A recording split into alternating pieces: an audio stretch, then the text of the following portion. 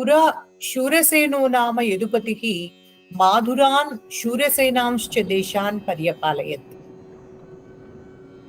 పురా పూర్వం శూరసేనః నామ యదుపతిః. శూరసేనః నామ శూరసేనుడు అనే యదుపతిః అంటే యదువంశంలో పుట్టినటువంటి రాజు. యదువంశం అంటే ఏమిటంటే యయాతి మహారాజు యొక్క కొడుకులలో ఒకడు యదువు. ఆ యదువు యొక్క వంశంలో పుట్టినటువంటి ఒకానొక రాజు మాధురాన్ శూరసేనాంశ్చ దేశాన్ పర్యపాలయత్.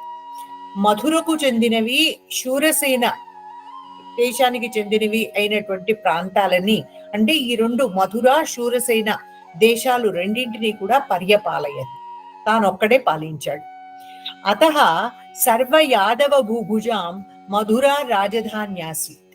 ఈయన యదువంశానికి చెందినవాడు కాబట్టి అతః ఆ కారణం చేత సర్వ యాదవ భూభుజాం యదువంశంలో పుట్టిన రాజులందరికీ కూడా మధురా నగరమే రాజధాని ఆసీత్, రాజధానిగా క్యాపిటల్ సిటీగా ఉండేది. కదాచిత్ తస్యాం వసుదేవః ఉగ్రసేనాగ్రజస్య దేవకస్య సుతాం దేవకీం పరిణీయ నవోఢయా తయా సహ స్వభవనం గంతుం రథమారురోహ. కదాచిత్ ఒకానొకప్పుడు తస్యాం ఆ మధురా నగరంలో వసుదేవుడు అనేటువంటి ఆయన రాజు కాదు, ఇంకా రాజకుమారుడనే చెప్పాలి. ఉగ్రసేన అగ్రజస్య ఉగ్రసేనుడి యొక్క అన్నయ్య అయినటువంటి దేవకస్య సుతాం దేవకుడి యొక్క కూతురైన దేవకీం పరిణీయ దేవకి అనే కన్యని వివాహం చేసుకుని నవోఢయ కొత్త పెళ్లి కూతురైనటువంటి తయా సహా ఆమెతో కలిసి స్వభవనం గంతుం తన ఇంటికి వెళ్ళడానికి రథమారురోహ రథాన్ని ఎక్కాడు. ఉగ్రసేన సుతః కంసః స్వభగినీ ప్రీత్యా రథారూఢ సారథ్యమకరోత్. ఉగ్రసేన సుతః ఉగ్రసేనుడి కొడుకైన అంటే దేవకి యొక్క పినతండ్రి ఉగ్రసేనుడు, ఆ ఉగ్రసేనుడి కొడుకైనటువంటి కంసుడు స్వభగినీ ప్రీత్యా తన చెల్లెలి మీద ప్రేమతో, అంటే అన్న కూతురు దేవకి, తమ్ముడి కొడుకు కంసుడు, కానీ కంసుడే పెద్దవాడు, దేవకి కంసుడి కంటే చాలా చిన్నది. అట్లాంటి ఆ చెల్లెలి మీద ప్రేమతోటి రథారూఢ సారథ్యమకరోత్. రథ ఆరూఢ అంటే రథంలో ఎక్కినటువంటి వారిద్దరికి సారథ్యాన్ని అంటే తానే ఆ రథాన్ని నడుపుతూ దానికి సారథిగా తీసుకువెళ్ళాడనమాట, వాళ్ళని సారథ్యాన్ని చేశాడు. దేవకోపి స్వదుహితు బహువిధం హస్త్యశ్వాది రూపం పరిబర్హమదాత్. దేవకః అపి దేవకుడు కూడా, దేవకి తండ్రి అయినటువంటి దేవకుడు కూడా స్వదుహితు తన కూతురికి బహువిధం ఎన్నో విధాలైనటువంటి హస్తి అశ్వాది రూపం, హస్తి ఏనుగులు, అశ్వ గుర్రాలు మొదలైనటువంటి రూపం కలిగిన అంటే ఆయా రూపాల్లో ఉన్నటువంటి పరిబర్హం అదాత్, పరిబర్హాన్ని అంటే కానుకని సారెని ఇచ్చాడు. పెళ్లి కూతురుతో వెళ్ళేటప్పుడు సారే ఇస్తారు కదా, అట్లాంటి సారెని ఇచ్చాడనమాట.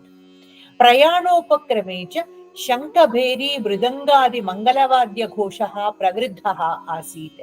ప్రయాణ ఉపక్రమే, ప్రయాణము దాని యొక్క ఉపక్రమం అంటే ఏంటి, ప్రారంభం. ఆ ప్రయాణం ప్రారంభమవుతూ ఉండగా శంఖ భేరీ మృదంగాది మంగళవాద్య ఘోష, శంఖాలు భేరులు అంటే పెద్ద పెద్ద డ్రమ్స్, పెద్ద సైజ్ లో ఉండేటువంటి డ్రమ్స్. మృదంగాలంటే చిన్న సైజ్ లో ఉండేటువంటి పర్కషన్ ఇన్స్ట్రుమెంట్స్. వీటి తాలూకు మంగళవాద్య ఘోష, మంగళ అంటే ఒక మంగళమయమైనటువంటి పవిత్రమైనటువంటి వాద్యఘోష, వాద్యాల తాలూకు శబ్దము ప్రవృద్ధ ఆసీత్ ఒక్కసారిగా వినిపించింది. అతః ఏవం గచ్చత్సు తేషు మధ్యే పథే గృహీత ప్రగ్రహం కంసమాహూయ అశరీరిణీ వాక్ రే అబుధా యాన్ త్వం నయసి తస్యాహ అష్టమో గర్భః త్వాం హనిష్యతి ఇత్యాహ. ఏవం గచ్చత్సు తేషు, ఏవం ఈ విధంగా, తేషు వాళ్ళందరూ గచ్చత్సు వెళ్తూ ఉండగా, అంటే రథంలో ఉన్న దేవకి వసుదేవులు, రథాన్ని నడిపిస్తూ ఉన్నటువంటి కంసుడు ఈ విధంగా వెళ్తూ ఉండగా, మధ్యే పథే అంటే దారి మధ్యలో ఆ కొంత దూరం గడిచిన తర్వాత గృహీత ప్రగ్రహం కంసం ఆహూయ. ప్రగ్రహాలు అంటే ఏమిటంటే గుర్రాల తలుపు ఆ ఆ కళ్ళేలన్నమాట. ఆ గుర్రాల తలుపు కళ్ళేలని పట్టుకుని ఉన్నటువంటి కంసం ఆహూయ, కంసుణ్ణి సంబోధించి అశరీరిణి వాక్, ఒక అశరీర వాక్కు ఆకాశవాణి ఇలా అన్నది.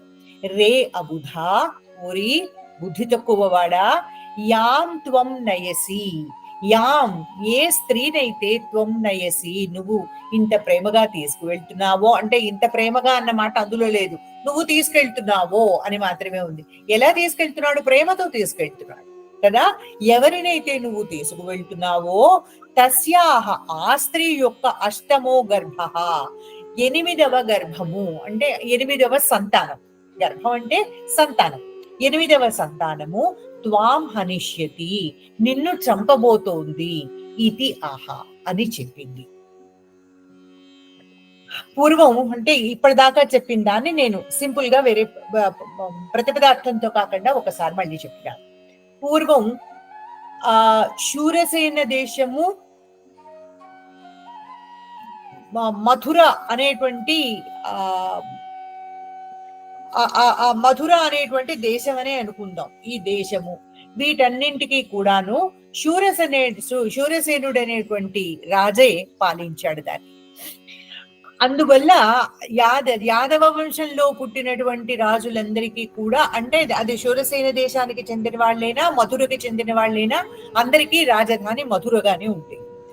ఒకసారి ఈ మధురలో ఉన్నటువంటి, అంటే ఈ కంసుడు శూరసేన దేశానికి చెందినవాడు, వసుదేవుడు శూరసేన దేశానికి చెందినవాడు. ఈ శూరసేన దేశానికి చెందినటువంటి శూరుడు అనేటువంటి రాజు యొక్క ఆ వంశంలో పుట్టినటువంటి వసుదేవుడు ఈ మధురకు చెందిన ఉగ్రసేనుడు, మధురకి రాజు ఉగ్రసేనుడు, ఆయన అన్న కూతురైనటువంటి దేవకిని వివాహం చేసుకుని పెళ్ళయిన తర్వాత మొదటిగా ఆవిడ్ని తన ఇంటికి తీసుకెళ్తూ ఉన్నాడు. తీసుకెళ్తూ ఉంటే ఈ మధుర దేవకికి అన్నగారు, అంటే ఈ ఉగ్రసేనుడు కొడుకైనటువంటి కంసుడు చాలా ప్రేమతో ఆవిడ్ని రథంలో ఎక్కించి ఆవిడ్ని భర్తని తాను సారథ్యం చేస్తూ తీసుకువెళ్తున్నాడు. తీసుకువెళ్తూ ఉంటే, అంటే మరి కొత్త పెళ్లి కూతురు వెళ్తోంది కాబట్టి చాలా వాద్య ఘోష, ఇదంతా చాలా మంగళవాద్యాలు అవన్నీ మోగించబడ్డాయి. ఆ మంగళవాద్య ఘోష మధ్యలో ఇతన్ని రథాన్ని కదిలించి తీసుకెళ్లాడు. కొంత దూరం వెళ్లేసరికి ఆకాశవాణి ఇలా పలికింది కంసుడిని ఉద్దేశించి, ఓరి కంస, బుద్ధి లేనివాడా, నువ్వు నీ చెల్లెలు అనేటువంటి ప్రేమతో ఆవిడ్ని చాలా ఇదిగా తీసుకెళ్తున్నావు, కానీ ఆవిడకు పుట్టేటువంటి 8వ కొడుకు నిన్ను చంపనున్నాడు, నిన్ను చంపబోతూ ఉన్నాడు అని చెప్పింది.